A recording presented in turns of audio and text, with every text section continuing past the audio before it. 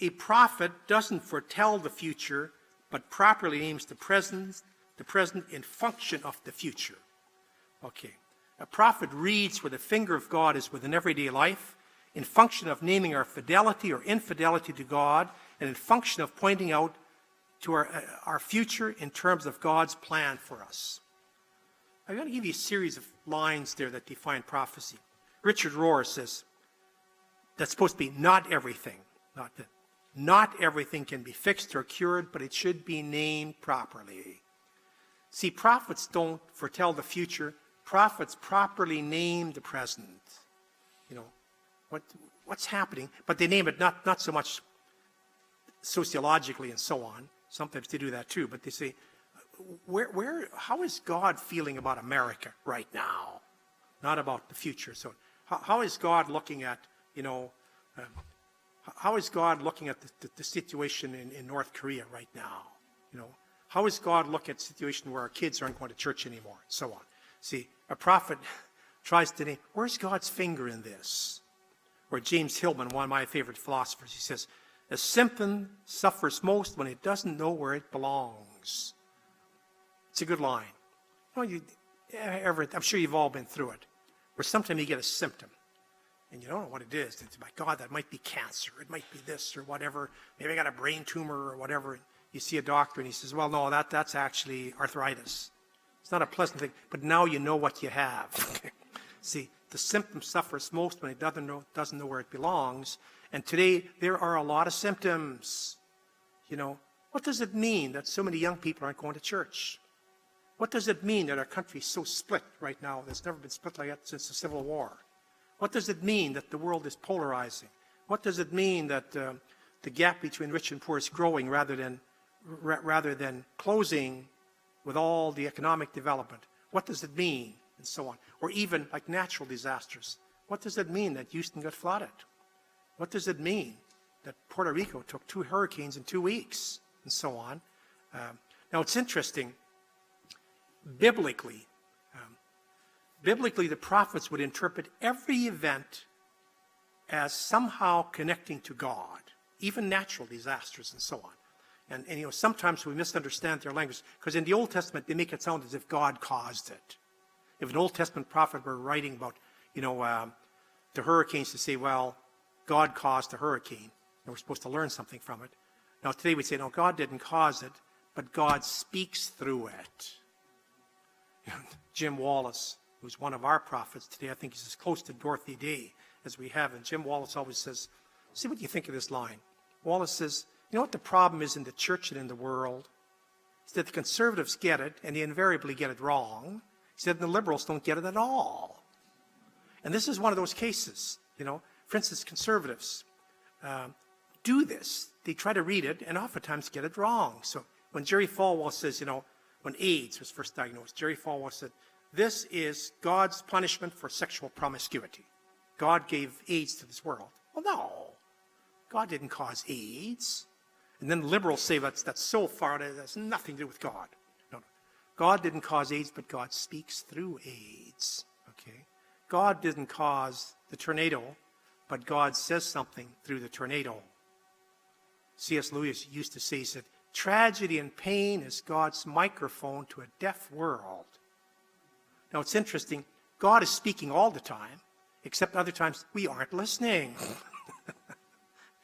So I'll give you an example with the Houston, with Harvey. That's a terrible, terrible, terrible thing, and God didn't cause it. But notice what happened.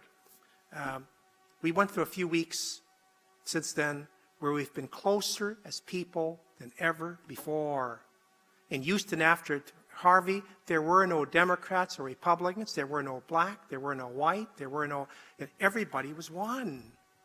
The biggest experience of community we've had, some people in their whole lifetime. Just all of a sudden, all the differences were brothers and sisters under God. The hurricane did some of its work. Now, God didn't cause the hurricane, but God spoke through that hurricane, and so on. See, now God is speaking all the time, except we're not listening, So like C.S. Lewis says, it's God's microphone. Or John of the Cross, my favorite theologian, he says, the language of God is the experience that God writes into your life. God doesn't send typewritten letters from heaven, Stuff happens, and you got to read it. What's God saying to me? And so on. Or Jesus' expression was Jesus, read the signs of the times. It's a prophetic thing. John Hegel says, a prophet is a meteorologist of the spirit. I like that. Meteorologists, they read weather.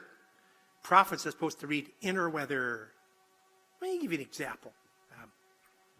When I was teaching in Edmonton, I used to teach a course on religious experience. And what I'd do each year for their assignment, I would take 10 people from the class, because if we got larger than 10, it didn't work that well, into a seminar on religious experience. And I would try to choose them so that you'd have some married people, some celibates, some seminarians, some Catholics, some Protestants, and just you get a kind of a mix. And so I'd ask them to do this. I said, come back next week and write up in less than 3 pages. We're not looking for, 102-page autobiography. Just write up one experience where in your life you felt you got it. Something happened to you and you got God's message in it. Well, during the years there were some marvelous stories, except they aren't my stories, so I can't publish them. But I want to tell you one of the stories. So, talk about, reading the signs of the times, the language of God. Actually, James Mackey, I should have typed this out. James Mackey, the great Irish theologian. Mackey says, remember we used to have an expression called divine providence? He says, divine providence is a conspiracy of accidents through which God speaks. I like that. See, it's a conspiracy of accidents through which God speaks. So this is a story. It was a woman, actually was an American. And she had grown up in Iowa. And she said, I grew up in a Catholic family. She said, we were very Catholic, went to Mass and went to church and so on. She said, I went to college, and slowly through the 4 years of college, I drifted. She said, I wasn't even angry at the church, just lazy, I'm not sure I believe this anymore. Said, so I went to church less and less. So then after I stopped college, and when I'd go home, I'd still go to church to please my parents. But after I thought, I don't believe this stuff, so I don't go to church. So then I hadn't been to church for 8 years when this incident happened. She said, I went to Colorado to visit my sister. She said, and my sister had a baby, and I went out there to visit the sister. She was going to stay for 2 weeks. But she said the purpose of the trip was to ski in Colorado and see her sister's new baby. So she goes there. Remember, hasn't been to church for 8 years. And she said, and I get there on a Saturday, visited my sister, and Sunday morning, my sister asked, do you want to go to church with me? She says, no, I won't go. Okay. Her sister went to Mass, and she went on a ski run. And she said on her very first trip down the hill, she hit a tree and broke her leg. Now, God didn't arrange that, So she gets her leg put in a cast, but she's there for 2 weeks. So the next Sunday, her sister said, want to go to Mass? She said, well, broken leg, hasn't been to Mass. She's got to go to Mass. So she goes. First time at church in 8 years. So I'm sitting at the very back. She said, so the priest couldn't see me. But he said, but talk about conspiracy of accidents. It happened to be Good Shepherd Sunday, and there happened to be a visiting priest from Israel who gave this homily.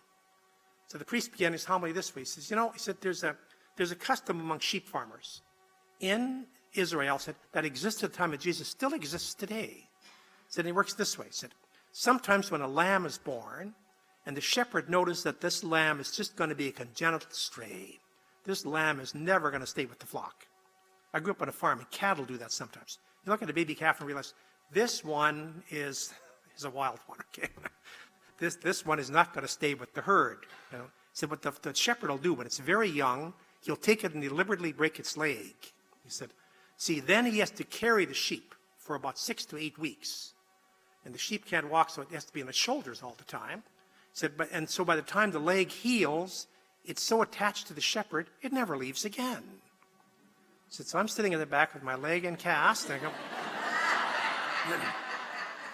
She said, now I'm not that swift, but I'm not that stupid either. She said, now that was a good number of years ago. She said, I have never missed church since. Okay.